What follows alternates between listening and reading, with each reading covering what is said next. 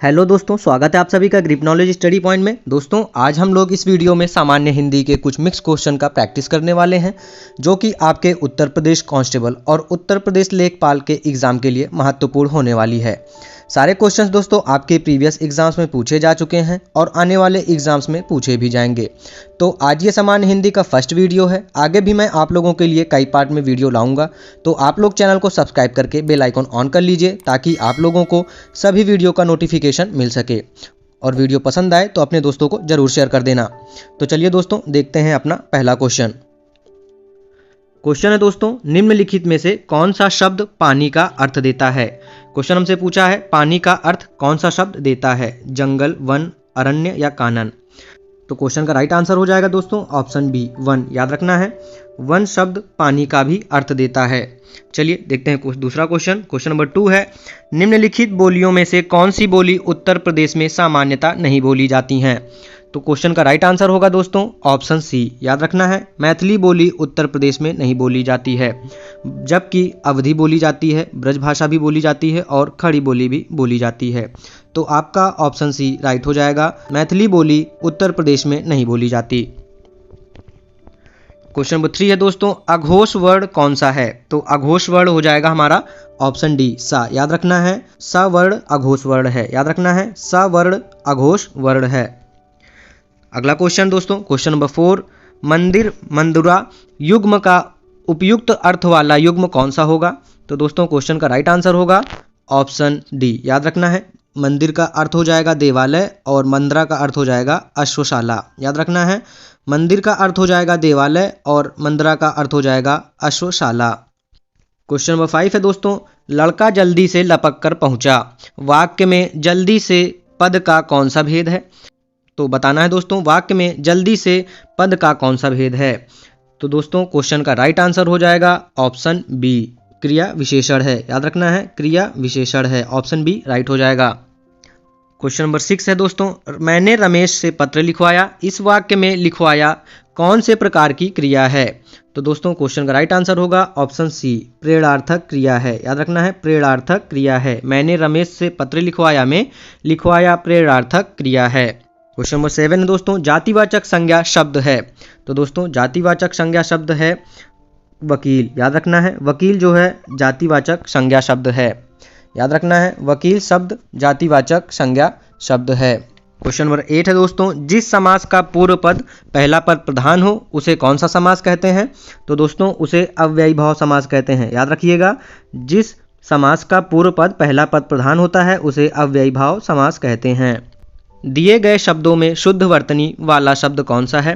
तो दोस्तों दिए गए शब्दों में शुद्ध वर्तनी वाला शब्द सच्चिदानंद है। याद रखना है, सच्चिदानंद शब्द शुद्ध वर्तनी वाला शब्द है।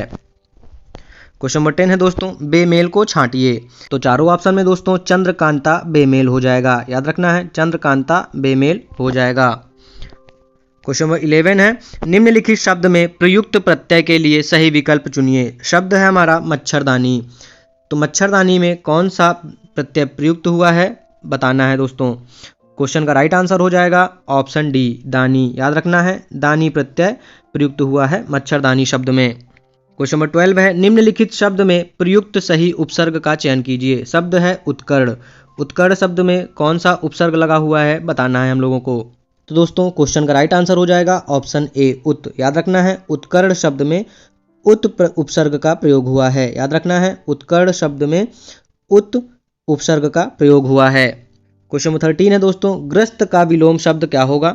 तो ग्रस्त का विलोम शब्द हो जाएगा दोस्तों मुक्त। याद रखना है, ऑप्शन बी राइट हो जाएगा, मुक्त।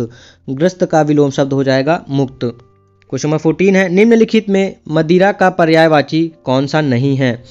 तो मदिरा का पर्यायवाची अमी नहीं होगा। याद रखिएगा, अमी मदिरा का पर्यायवाची नहीं है। क्वेश्चन नंबर 15 है, जिसके बराबर कोई ना हो के लिए एक शब्द बताइए। तो इसके लिए एक शब्द हो जाएगा दोस्तों ऑप्शन बी, अनुपम। याद रखना है, अनुपम। जिसके बराबर कोई ना हो वह अनुपम कहलाता है। निम्नलिखित विकल्पों में से अनेकार्थ शब्द का चयन कीजिए। तो दोस्तों क्वेश्चन का राइट आंसर हो जाएगा ऑप्शन सी, अंग। क्वेश्चन नंबर 17 है, जुगुप्सा का स्थायी भाव किस रस से संबंधित है? तो दोस्तों क्वेश्चन का राइट आंसर होगा ऑप्शन सी, विभत्स रस से। याद रखना है, विभत्स रस से जुगुप्सा का स्थायी भाव संबंधित है। छंद पढ़ते समय आने वाले विराम को क्या कहते हैं? तो दोस्तों छंद पढ़ते समय आने वाले विराम को यति कहते हैं। याद रखना है, यति कहते हैं। छंद पढ़ते समय आने वाले विराम को यति कहते हैं। क्वेश्चन नंबर 19 है दोस्तों, अंबर पनघट में डूबो रही तारा घट उषा नागरी में कौन सा अलंकार है? तो दोस्तों इसमें अलंकार हो जाएगा रूपक अलंकार। याद रखना है, रूपक अलंकार हो जाएगा। चौकी का तत्सम शब्द है, चौकी का तत्सम शब्द है, तो चौकी का तत्सम शब्द हो जाएगा चतुष्पादिका। याद रखना है, चतुष्पादिका। ऑप्शन सी क्वेश्चन का राइट आंसर हो जाएगा।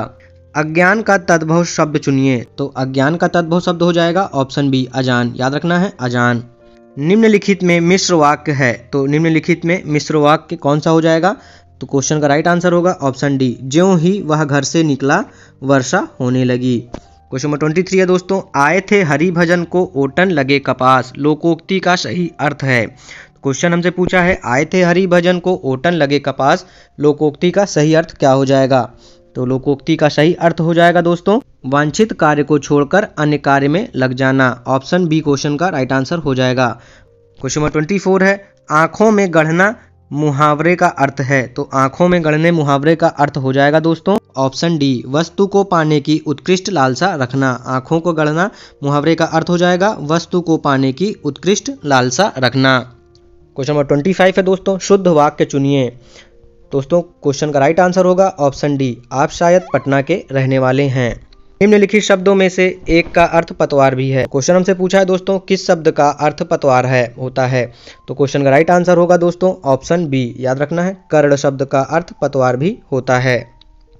विशिष्ट अवसर पर विशिष्ट लोगों के समक्ष दिया गया विद्वतापूर्ण भाषण क्या कहलाता है? याद रखना है, अभिभाषण कहलाता है। याद रखना है, अभिभाषण कहलाता है। क्वेश्चन नंबर 28 है दोस्तों, निष्कलंक का सही संधि शब्द कौन सा हो जाएगा? तो क्वेश्चन का राइट आंसर होगा ऑप्शन डी, निष्कलंक। याद रखना है, ऑप्शन डी निष्कलंक हो जाएगा। आदिकाल में पहेलियां लिखने वाला कवि कौन था? तो आदिकाल में पहेलियां लिखने वाला कवि खुसरो थे। याद रखना है, अमीर खुसरो थे। चलिए देखते हैं अगला क्वेश्चन। क्वेश्चन नंबर 30 है, सच्चिदानंद हीरानंद वात्स्यायन का उपनाम क्या है?